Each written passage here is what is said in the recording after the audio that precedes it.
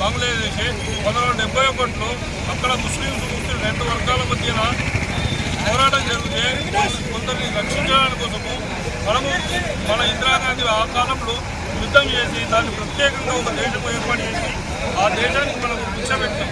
అటువంటి దేశంలో ఈనాడు షేక్ హసీనా అనే ఒక ఆమె ప్రధానమంత్రిగా గెలిచిన తర్వాత ఆమెను వడగొట్టడానికి కోసము ఒక ఉద్యమం అని రిజర్వేషన్స్ అనే ఒక సాకుతో ఒక ఉద్యమంలో విద్యార్థుల ద్వారా లేపి దాని సాకుతో అక్కడున్న హిందువులు 10% ఉన్న హిందువుల మీదనే కేవలం ప్రత్యేకంగా దాడులు చేస్తూ వాళ్ళ మాన ప్రాణాలను దోస్తూ వాళ్ళ ఇళ్లను దహనం చేస్తూ విపరీతమైన హింసాకాండం సృష్టిస్తున్నారు. అక్కడి వాళ్లకు ఇంత అన్యాయం జరుగుతున్నా ఇక్కడ పార్టీలు ఎవరు కూడా సపోర్ట్ చేయడం లేదు. హిందుత్వ భావాలు గల వ్యక్తులు తప్ప మిగతా వాళ్ళందరూ ఎవరు కూడా తోరెత్తడం లేదు.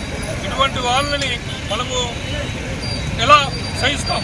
అందుకోసమే ఇవాళ బంగ్లాదేశ్లో జరుగుతున్న హింసాకాండకు అందులో అమరులైన హిందూ సోదరులందరికీ వాళ్ళ సంఘీభావంతో మేము ఇక్కడ కొవ్వొత్తుల ప్రదర్శన చేసినాం. వారికి మౌనం పాటించడం, వారి ఆత్మకు శాంతి కలగాలని కోరుకుంటూ జై హింద్, జై భారత్, భారత్ మాతాకి జై. ఈ రోజు వరకు సెక్యులర్ అన్న హిందువులందరూ తలదించుకోవాలి.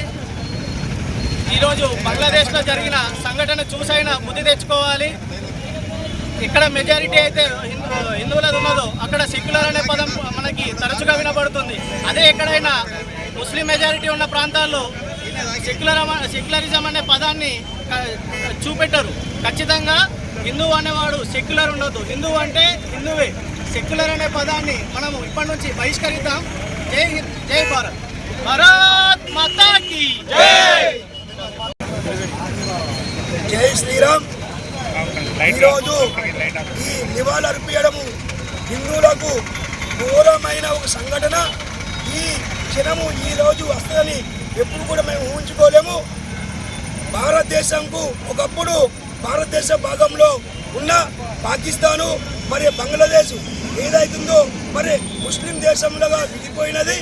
అయినా కానీ అక్కడ హిందువులని అణిచివేయడమే కాకుండా పానాలు తీస్తూ హిందువులను కూర్చోబోతున్నారు. మరి అదే ఈ భారతదేశంలో ఎవరైతే ముస్లింలు ఉంటారో వాళ్ళనందరినీ మేము కూడా అన్నదమ్ములు, మా సోదరులుగా మేము భావిస్తే మరి అదే పక్కపొంటి భారత్ ఏదైతే బంగ్లాదేశ్ ఉందో బంగ్లాదేశ్లో మరి హిందువులను ఇంత హీనంగా కూర్చోపోయడం అనేది చాలా దౌర్భాగ్యం. ఇది మానవత్వం లేని ఒక ఉన్మాద మతం. ఎక్కడైతే ముస్లింలు ఉన్నారో అక్కడ వాళ్ళు 70% ఉండే మరి 30% ఉన్న హిందువులని చంపివేస్తున్నారు. మరి అదే ఈ ప్రాంతంలో ఎక్కడైతే మరి హిందువులు 70% ఉంటారో 30% ఉన్నాయి. ముస్లింలను మేము అందరం మా అన్నదమ్ములు ఇస్తున్నాం. మరి అదిన్నే సోదర భావంగా ఉంచాలి. కానీ నేను ఒకటే మీ అందరికీ చెప్తున్నా, ఏదైతే మన హిందువులని చంపుతున్నారో ఈ క్షణం నుంచి మనం ఎవరు కూడా ఉపేక్షించలేదు. మరి మనం కూడా మనంత కర్తవ్యంగా మన హిందువులందరినీ మనం కాపాడుకునే బాధ్యత మనందరిది ఉంది. జై శ్రీరామ్, హిందూ ఐక్యత, హిందూ ఐక్యత. జై శ్రీరామ్. ఏదైతే బంగ్లాదేశ్లో జరుగుతున్న మారణకాండ, దాన్ని ఇక్కడున్న కొందరు సెక్యులర్ వాదులు ఏదైతే ప్రజా సంఘాలు అని చెప్పి ఏదైతే ఓటు బ్యాంకు రాజకీయంతో ఓటు బ్యాంకు వాళ్ళకు ఓట్లు కావాలని చెప్పి ఓటు బ్యాంకు రాజకీయం చేసి ఈ నాయకులు ఎవ్వరు కూడా ఈరోజు అక్కడ జరుగుతున్న హత్యాకాండాన్ని ఎవ్వరు కూడా దాన్ని ఖండించడం లేదు.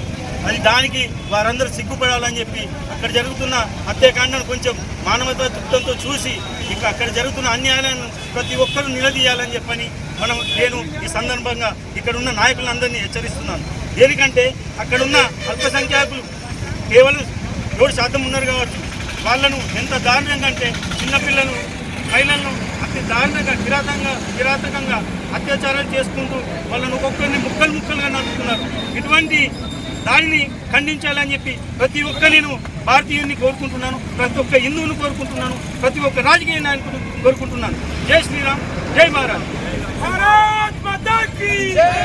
ఈరోజు బంగ్లాదేశ్లో జరుగుతున్న హిందూ బంధువులకు, బంగ్లాదేశ్లో జరుగుతున్న దౌర్జన్యాలకు వ్యతిరేకంగా కొరుట్లాలో ఉండే హిందూ సంఘాలన్నీ కలిసి ఈరోజు నిరసన ర్యాలీ పూర్తిల ప్రదర్శన చేయడం జరిగింది. మరి ఇంత పెద్ద మొత్తంలో హిందువులపై దాడులు జరుగుతున్న కాంగ్రెస్ పార్టీ కానీ, ఎంఐఎం కానీ, లోకల్ నాయకులు కానీ, రాహుల్ గాంధీ గారు కానీ హిందువుల గురించి ఏమాత్రం పట్టించుకోవట్లేదు. వాళ్ళకి సానుభూతి కానీ అక్కడ జరుగుతున్న ఏదైతే హింసాకాండకు వ్యతిరేకించడం కూడా జరుగుతలేదు. ఎక్కడెక్కడో వేరే దేశాల్లో జరుగుతున్న వేరే మతం వల్ల జరిగితే వెంటనే సానుభూతి చెప్పి ఈ నాయకులంతా హిందువులకు జరిగే అన్యాయాలను వీళ్ళు ఖండిస్తలేరు. కేవలం ఓటు బ్యాంకు రాజకీయాలు చేస్తున్నారు. దీనికి ప్రతి ఒక్క హిందువు చూస్తూ ఉన్నారు. చూడండి, భారతదేశంలో హిందూ ధర్మాన్ని కాపాడేది కేవలం భారతీయ జనతా పార్టీ మాత్రమే. ప్రజలందరూ భారతీయ జనతా పార్టీ పక్షాన ఉండాలా. మనకు ఏ కష్టం వచ్చినా, హిందువులకు ఏ వచ్చినా భారతీయ జనతా పార్టీ వచ్చి కొట్టాడుతుంది. కానీ ఏ పార్టీ వాడు రాడు. వారి స్వార్థం కోసం నీ ఇంటి ముందరికి వచ్చి ఓటు అడుగుతాడు తప్ప మనకు వచ్చే కష్టంలో సుఖంలో పాలు పంచుకోరు. ప్రజలందరూ గ్రహించి ప్రతి ఒక్కరు హిందూ బంధువులందరూ ఏకతాటిపై వచ్చి ఈ బంగ్లాదేశ్లో హిందువులకు జరుగుతున్న ఏవైతే అన్యాయాలను వ్యతిరేకించి వాళ్ళందరికీ శాంతి జరగాలని కోరుకుంటూ జై హింద్, జై భారత్. గత వారం రోజులుగా బంగ్లాదేశ్లో షేక్ హసీనా అనే మంచి దేశాన్ని అభివృద్ధి పదంలోకి తీసుకెళ్తున్న షేక్ హసీనాను గద్దెదించడానికి అక్కడి బంగ్లాదేశ్లో ఉన్న విచ్ఛిన్నకర శక్తులన్నీ ఏకమై విద్యార్థులను రెచ్చగొట్టి ఏదో రిజర్వేషన్ల పేర్ల మీద వాళ్ళను రోడ్లపైకి తీసుకొచ్చి షేక్ హసీనాపై దాడులు చేయడానికి ప్రయత్నం చేసి ఆమెను దేశం నుంచి వెళ్ళగొట్టించి ఆ తర్వాత హిందువుల మీద పడ్డారు వీళ్ళు నరరూప రాక్షసులు బంగ్లాదేశీ ముస్లింలు. అక్కడ దొరికిన వాళ్ళని దొరికినట్టుగా మన హిందూ మహిళలను బలాత్కారాలు చేస్తూ పసిపిల్లలను గొంతు తీసి చంపేస్తూ ఉరివేస్తూ మగవాళ్ళను కూడా మన హిందూ యువకులను చంపి నిర్దాక్షిణంగా బ్రిడ్జిలకు వేలాడదీస్తున్నారు, బిల్డింగ్లకు వేలాడదీస్తున్నారు. నేను ఒక వీడియో వచ్చింది, ఒక హాస్టల్లో హిందూ పిల్లలు చదువుకునే ఒక హాస్టల్లోకి దూసుకెళ్తే ఆ పిల్లలందరూ బిల్డింగ్ పై నుంచి కిందికి దూకేసిండ్రు. దాంట్లో ఎంతమంది చనిపోయారో కూడా ఇప్పటికీ లెక్కలేదు. ఇలాంటి అరాచకాలు జరుగుతున్నా కానీ మన దేశంలో ఉన్న ఇంతకుముందు పాలస్తీనా ఇజ్రాయెల్ యుద్ధం జరిగితే వీళ్ళకేదో ఇక్కడ జరిగిపోయినట్టు మన దేశంలో ఉన్న రాజకీయ పార్టీలన్నీ కూడా మొదటి కన్నీళ్ళు వాడుతూ వాళ్ళ గుండెలు బాదుకుంటూ ఏడుస్తూ వాళ్ళకు అన్యాయం జరుగుతుందని అని చెప్పి వీళ్ళు నిరసన తెలియజేశారు. మన మోదీ గారిని కూడా ఆడిపోతున్నారు వీళ్ళు. అలాంటి ప్రతిపక్ష నాయకులు గఠబంధన్ ఇండియా అలయన్స్ నాయకులందరూ కూడా ఏం చేస్తున్నారు? వాళ్ళు ఇప్పుడు ఎక్కడ పడుకున్నారు? వాళ్ళకు అన్న హిందువుల చావులు కనిపిస్తలేవా? హిందువుల ప్రాణాలు పోతున్నాయి కనిపిస్తలేవా? వీళ్ళు ఎందుకు మాట్లాడతలేరు? కాబట్టి దీన్ని మనం దేశంలో ఉన్న హిందువులందరూ కూడా ఒక గుణపాఠంగా చూసుకోవాలా. ఇది మీకు ఉన్న దేశంలో మీ చివరి అవకాశం ఒకటి. మీరు ఏదైతే వాళ్ళ ఓటు బ్యాంక్ కోసము మన హిందువుల మాన ప్రాణాలను వేరే నరరూప రాక్షసులకు వాళ్ళకు అప్పచెప్పేసి మన మానవ మన హక్కులను కాలరాస్తున్న ఏదైతే ఈ ప్రతిపక్ష పార్టీలు ఉన్నాయో ఆ పార్టీలన్నింటినీ కూడా హిందువులందరూ బహిష్కరించాలి. వాళ్ళను ఇలా ఎత్తి బస్సు వాళ్ళను గెలిచే పరిస్థితి లేకుండా చేయాలి. అప్పుడే ఈ దేశం బాగుపడుతుంది. హిందువులు సుభిక్షంగా ఉంటారు. హిందువులు సుభిక్షంగా ఉంటేనే దేశం మంచిగా ఉంటుంది.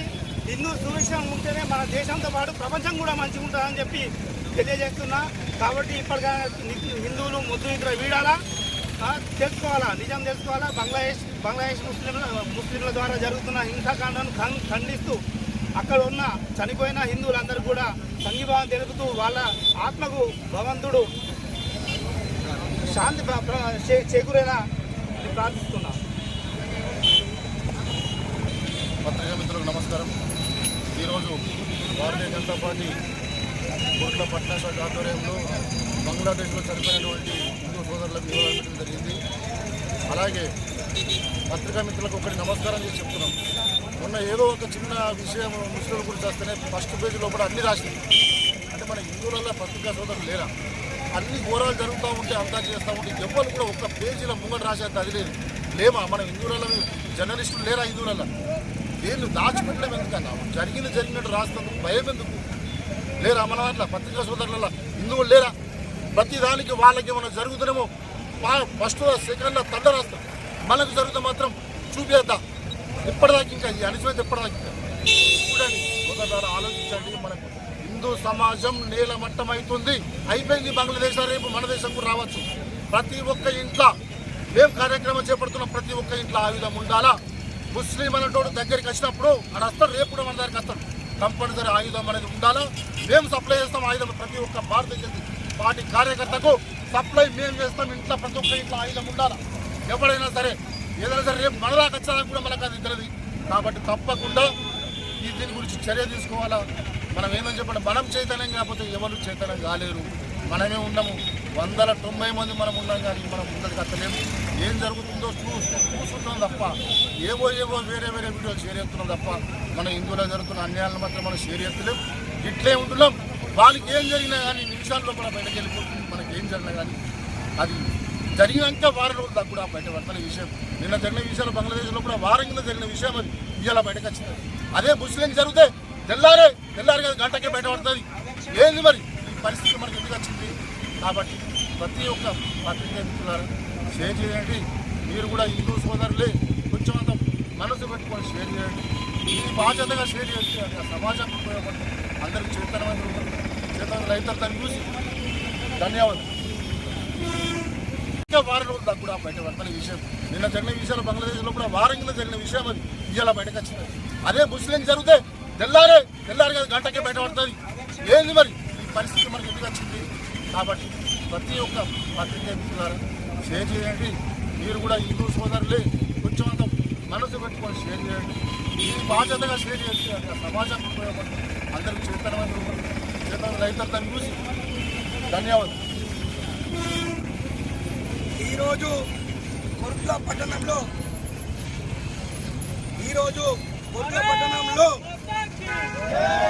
మనము ఒక పిలుపునివ్వంగానే మరి ఏదైతే పార్టీలకు అతీతంగా మరి హిందూ యువజన సంఘాలు కావచ్చు, హిందూ మరి గణపతి యువకులు కావచ్చు, ఒక పిలుపుతోటి ఏ విధంగా అయితే ఈరోజు రోడ్డుపైకి వచ్చిందో మరి అదే విధంగా ఎప్పుడైనా మన హిందువుకు పక్కపొంటి హిందువుకు ఇట ఏదన్నా హింసగా జరిగితే వెంటనే స్పందించాలి.